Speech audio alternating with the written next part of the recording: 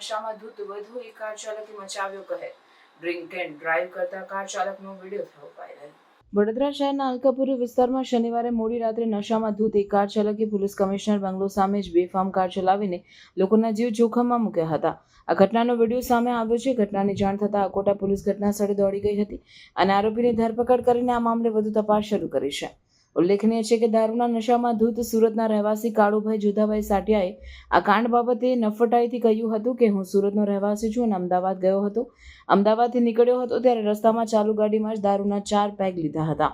શનિવારે મોડી રાત્રે અલકાપુરી ગરનાળાથી લઈને રેસકોર્સ રોડ તરફ ફિલ્મી દ્રશ્યો જોવા મળ્યા હતા. એક i20 કાર ચાલક મુખ્ય રોડ પર વાંકી ચૂકી કાર ચલાવી રહ્યો હતો, જેને જોઈને વાહન ચાલકો ડરી ગયા હતા.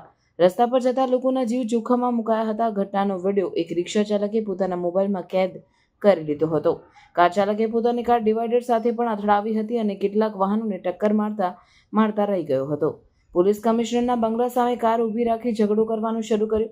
આ સમયે કાર ચાલકે વડોદરા શહેર પોલીસ કમિશનરના બંગલા સામે કાર ઊભી રાખી હતી અને ત્યાં લોકો સાથે ઝઘડો કર્યો. બનાવની જાણ થતાં અકોટા પોલીસ ઘટનાસ્થળે પહોંચી અને આરોપી કાળુભાઈ જોધાભાઈ સાટિયા ની ધરપકડ કરીને પોલીસ સ્ટેશન લઈ ગઈ હતી, જ્યાં તેની સામે પ્રોહિબિશનનો ગુનો દાખલ કરવામાં આવ્યો છે.